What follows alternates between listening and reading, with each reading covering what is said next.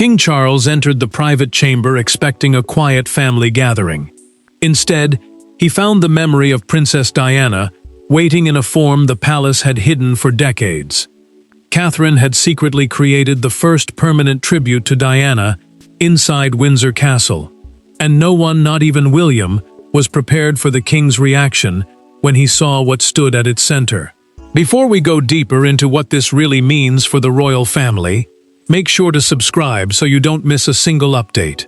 Catherine stood beside the sealed entrance as Charles, William, and Princess Anne arrived without aids.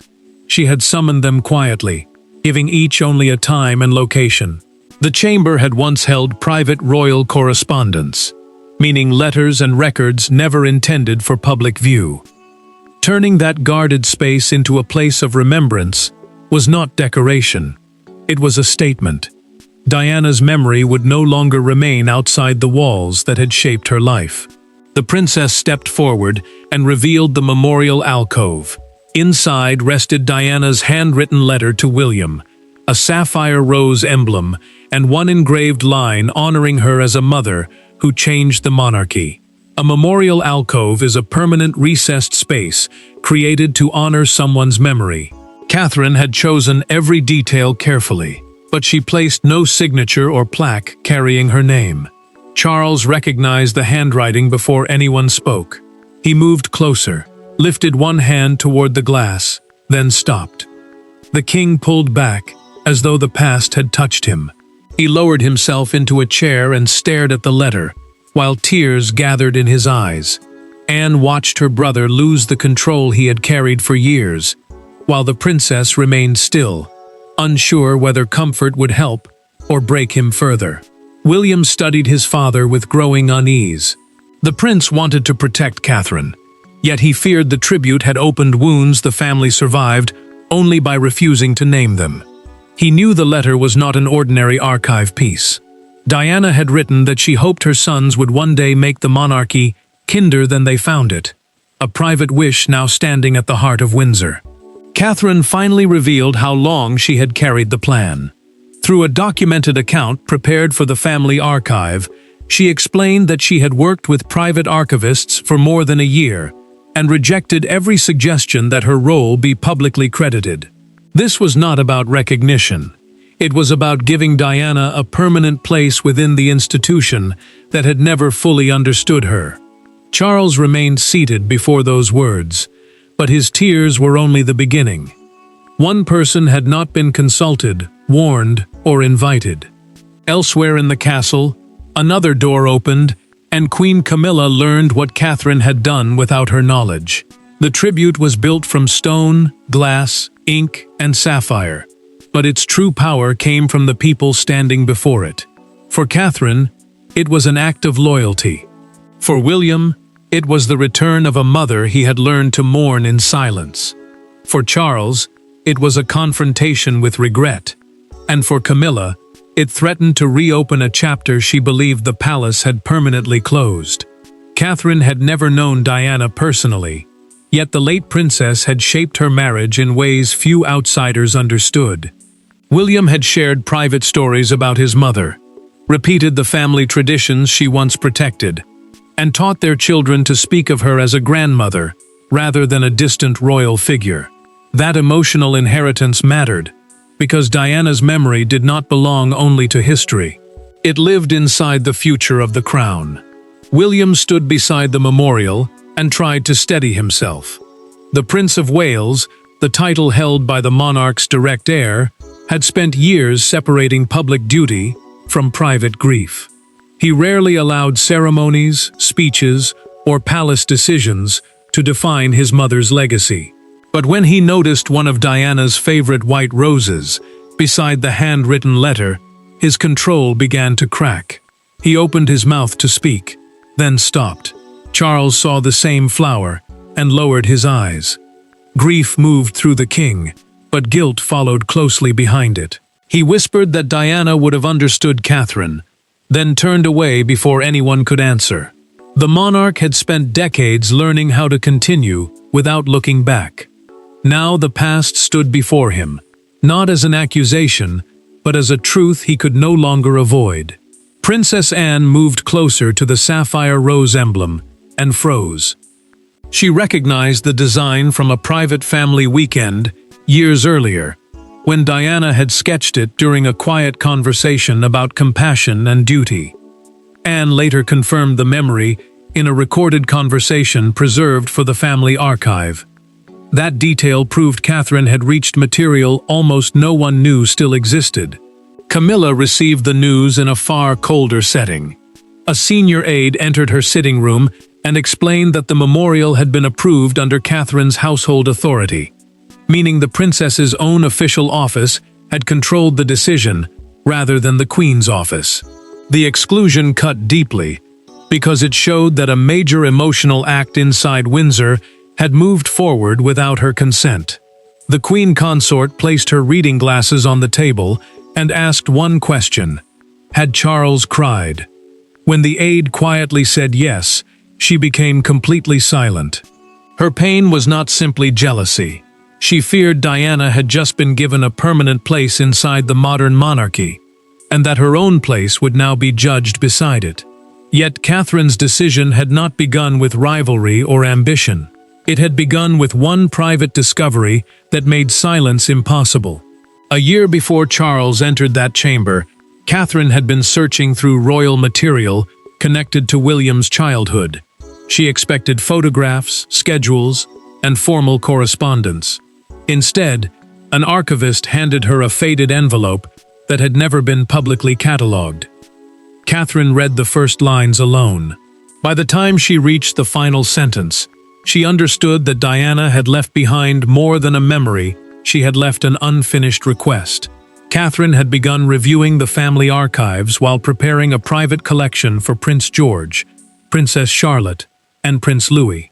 A royal archive is the protected collection of letters, records, and personal material preserved by the monarchy. The princess wanted her children to know Diana as their grandmother, not simply as a famous woman remembered through tragedy, headlines, and conflict. The discovery changed everything. During a closed archive review at Windsor, the archivist placed Diana's handwritten 1995 letter before Catherine and explained through a documented account that it had remained sealed among William's childhood papers. In those pages, the late princess urged her son to protect compassion within the crown, even when tradition resisted it. The words were private, but their meaning reached far beyond one mother and one child. Catherine read the letter twice. She folded her hands over it and asked why such powerful words had remained hidden for so long. The archivist answered carefully, saying the family had feared that any public use would turn Diana's love into another spectacle. That explanation troubled the princess, because silence had protected the palace more than it had protected the woman whose voice remained trapped inside the envelope. William resisted when Catherine brought the letter to him. The prince feared that displaying his mother's words would expose something deeply personal and invite outsiders to argue over her pain again. He had spent years defending Diana's memory from people who treated it as public property. Now even his wife was asking him to let part of that private world escape. Catherine refused to retreat. She told William that continued silence did not protect Diana. It allowed others to decide what her life had meant. Her words struck him because he knew she was not chasing attention. She wanted their children to inherit compassion, without inheriting fear. Princess Anne then produced the final piece. In a recorded family conversation, she revealed a forgotten sapphire rose sketch Diana had drawn after speaking about a warmer future monarchy. Anne placed the design beside the letter, and Catherine immediately understood that the two belonged together. The planned family collection became something larger that day. Catherine decided the letter and emblem would form a permanent memorial, but she kept the plan secret, knowing one formal consultation could destroy it. When Camilla finally demanded an explanation, the argument was no longer about protocol. It was about whether Diana still had the power to shape the crown. Camilla did not raise her voice when she entered Catherine's private room, but the restraint made the moment more dangerous. She closed the door herself, dismissed the waiting aide, and placed a single question between them. Why was I the last to know? Catherine understood immediately that this was not a request for information. It was a challenge over memory, legitimacy, and who possessed the right to define the royal family's past. Camilla believed any permanent change inside Windsor Castle should pass through the monarch's household and the Queen's office. The monarch's household is the network of senior staff who manage the sovereign's official and private duties, while the Queen's office oversees her own royal work. To her, Catherine had not simply created a tribute. She had bypassed the structure that protected order inside the palace. Catherine refused to accept that interpretation. She told the Queen Consort that the memorial was a private family act under William's authority, not a political judgment on the woman now standing beside Charles. The princess understood why the exclusion hurt, but she would not allow that pain to erase Diana again. Too many decisions had already been made in the name of avoiding discomfort. Camilla stepped closer and accused Catherine of forcing the king to relive the most painful chapter of his life whenever he entered the chamber. She said Charles had spent decades carrying regret in silence, and the memorial had turned that silence into something permanent. Her words sharpened. His tears, she insisted, proved the tribute had caused harm. Catherine held her ground. She answered that Charles's tears were not evidence of damage. They were evidence that the family had waited too long to face what had been buried. The king had not ordered the chamber closed. He had remained before Diana's letter because the truth inside it still mattered to him. Camilla moved a chair aside and asked whether the engraved words were meant to make Diana the moral center of the monarchy. Catherine felt the accusation land, but she did not retreat. Through a private recorded conversation prepared for the family archive, she revealed that the wording came from the final sentence of Diana's letter, not from palace communications or a public relations plan. Camilla's expression changed. She then revealed, through that same private exchange, that Charles had once considered creating a tribute himself. The king abandoned the idea because he feared accusations that he was rewriting history to ease his guilt. Catherine felt sympathy for him, but she refused to apologize. She said love and regret could exist in the same room, and neither had to destroy the other. Camilla left without reconciliation. Her next question was no longer why Catherine had acted. It was who had given her the authority. The answer led directly to William, and to a private decision that revealed where power inside the future monarchy had begun to shift. The memorial appeared to be Catherine's creation, but one signature had protected it from being stopped. Prince William had authorized the use of Diana's letter, the sapphire design, and the Windsor chamber. He had done so without warning the wider household. When the paperwork reached Charles, the king understood that his son had not acted from emotion alone. William had used the authority of the heir, and he had used it deliberately. William controlled the use of several personal items, held within his branch of the royal archive, because he was Diana's eldest son and the Prince of Wales. The Prince of Wales is the title traditionally given to the monarch's direct heir, carrying both public duty and influence over family material linked to that role. Catherine could shape the tribute, choose its meaning, and guide its design, but the letter could not be displayed without her husband's written consent. The decision tormented him for weeks. William remembered how public attention had repeatedly turned his mother's pain into spectacle, reducing private grief to headlines and arguments. He feared the same thing would happen again, yet refusing Catherine carried another danger. It would teach George, Charlotte, and Louis that Diana's memory was too painful, too complicated, or too dangerous to honor openly. William sat alone at his desk and read the authorization one final time. The document gave formal permission for the letter, the sapphire emblem, and the chamber to become part of the memorial. He pressed the pen against the paper, stopped, and thought of his mother's final request for compassion. Then he signed his full name. Princess Anne had already warned him that the tribute could survive only if it was framed as family continuity, rather than an attack on Charles or Camilla. In a recorded private conversation, she advised William to remove every phrase that sounded like judgment. Anne wanted the memorial to honor Diana, without turning the past into another weapon. Charles received the folder after the unveiling. The king held both constitutional and household authority, meaning he possessed the power as monarch and head of the royal residence to reverse the decision. He read the pages slowly, then marked the approval as permanent. No announcement followed. No aid was called. The choice was made in silence. Charles closed the folder, placed his hand over William's signature, and said his son had shown more courage than he had shown himself.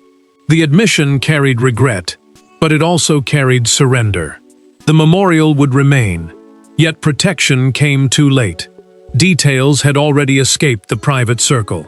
By the following morning, the secret chamber was no longer a family matter, and the first consequences struck with brutal speed. At dawn, royal aides discovered that details of Catherine's tribute had reached the outside world. The handwritten letter, the sapphire rose, and Charles's tears were now being discussed beyond Windsor's walls. Telephones began ringing across palace offices. Statements were drafted, rejected, and drafted again. But behind the machinery stood 4 people dealing with something far more personal. Diana had returned to the center of royal life, and no one could control what happened next. Palace communications staff faced 3 choices: confirm the tribute, deny the leaked details, or refuse all comment. The communications office is the team responsible for protecting the monarchy's public message during moments of pressure. Every option carried danger. Confirmation could expose Diana's private words. Denial could insult the family members who had approved the memorial. Silence could make the palace look frightened. Charles rejected the first statement within minutes. The draft described the chamber as a historical display, language designed to make the tribute sound distant and harmless. The king crossed out those words and insisted it be called a family memorial. That change mattered because he was no longer treating Diana as part of a closed chapter. He was acknowledging her as someone whose emotional place inside the family still survived. Camilla felt the decision cut through her. She had now learned that the monarch had made the tribute permanent without speaking to her first. After reading the morning briefing, the queen consort removed the folder from her breakfast tray, stood at the window, and asked her secretary to cancel every meeting before noon. She did not shout. Her silence carried enough pain. William reacted with anger. The prince could accept confirmation of the memorial, but not the leaking of Diana's private letter. He feared his mother's most intimate words would be stripped of meaning and turned into headlines, arguments, and spectacle once again. His fury was not directed only at the official responsible. It was directed at the palace culture that had failed to protect her before. Catherine soon learned the leak had not come from her project team. Through a documented internal account, she discovered that a household official had seen Charles leave the chamber visibly shaken and had repeated the moment to another aide. From there, the secret spread beyond control. Charles acted quickly. The king ordered that the full text of Diana's letter remain sealed, even while the palace confirmed the memorial's existence. He would allow the world to know what had been created, but not possess the words that belonged to William. Catherine saw her husband's anger and felt guilt rise within her. She asked whether the tribute had caused him more pain than comfort. William did not answer. He only asked her to meet him alone inside the memorial room after sunset. With the aides gone and the palace doors closed, husband and wife finally faced the question neither had dared to ask. Had Catherine gone too far? That evening there were no secretaries, no guards inside the room, and no carefully prepared statements. Only William and Catherine stood before Diana's letter. For the first time since the unveiling, the prince allowed himself to stop thinking like the heir. He looked at the handwriting, then at his wife, and admitted what had frightened him most. Not that Catherine had honored his mother, but that the tribute made Diana feel close again. William had spent much of his adult life deciding when the world was allowed to hear him speak about Diana. Restraint had become a form of survival. The role of heir meant he was expected to protect the crown's future, even when his own past remained painful. He could face ceremonies, interviews, and anniversaries with control, but that control often hid grief rather than healed it. Catherine had learned to understand that grief through fragments. She saw it in the stories William told their children, in the photographs he kept close, and in the sudden silences that followed certain dates. The princess knew his mother was never absent from their family. Diana lived in private habits, quiet warnings, and the compassion he fought to preserve. William finally confessed that the displayed letter made him feel grateful and exposed at the same time. Those words had once belonged only to a mother and her son. Now they carried royal meaning, turning private love into part of the monarchy's story. In a recorded conversation preserved for the family archive, he admitted that this frightened him more than any public criticism. Catherine apologized for not understanding the full weight of that choice. She told her husband she should have recognized that honoring Diana could also make him feel unprotected. Yet she refused to call the tribute a mistake. Silence had already taken too much from the family. William reached for Catherine's hand and guided it toward the glass. He placed their joined fingers beneath Diana's final sentence, then revealed that he had added one object before the unveiling. A small childhood photograph showed his mother laughing with both her sons. He had placed it there secretly because he wanted the memorial to hold joy, not only loss. William then told Catherine the truth about Charles's tears. The king had not been angry.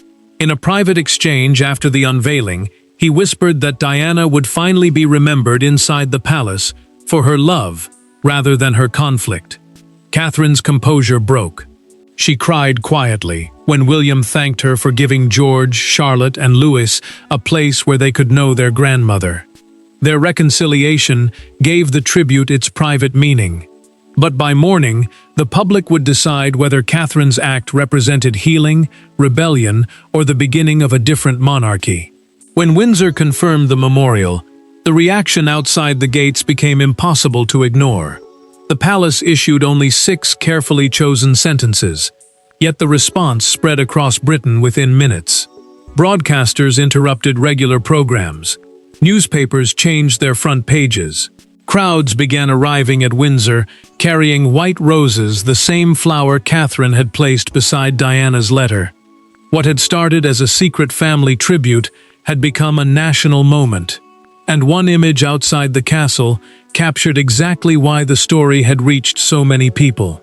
Buckingham Palace confirmed that Catherine had created a permanent family memorial to Diana, with the approval of William and Charles. Buckingham Palace is the monarch's main official headquarters and the source of formal royal announcements. The statement focused on motherhood, compassion, and continuity. It avoided the scandals, betrayals, and old divisions that had shaped so much of Diana's public story. Outside Windsor Castle, the crowd grew steadily. A young mother lifted her daughter above the people gathered near the gate so the child could place a white rose among the others. The simple gesture changed the mood. Conversations stopped. Cameras lowered. For several seconds, the silence felt more powerful than any speech the palace could have written. One national newspaper captured that feeling on its front page. A single white rose appeared beneath the words, "At last, Diana has a place inside." The headline struck deeply because it reflected what many people had believed for years. Diana had remained loved by the public, yet emotionally distant from the institution she once served. Supporters praised Catherine for honoring the woman whose compassion had shaped William and influenced the future monarchy. Critics argued that the tribute placed painful pressure on Charles and Camilla, forcing both to face old wounds in public. The praise brought triumph, but the criticism revealed how fragile the peace still was. Charles watched the coverage privately and became emotional again. The king had expected anger, accusation, or protest. Instead, he saw parents arriving with children. He saw white roses rather than hostile signs. That response mattered because it showed the tribute had not reopened a national war. It had created a shared act of remembrance. The palace then announced that the chamber would remain private throughout Charles's lifetime. Selected objects and the sapphire emblem would later form part of an authorized exhibition, meaning a formally approved public display. Diana's full letter, however, would remain sealed. Camilla made the final change. In a documented account from the Queen's office, it was revealed that she removed a phrase describing Diana only by her former royal title and replaced it with the words, "beloved mother." The decision ended the last unresolved conflict, not through defeat, but through acceptance.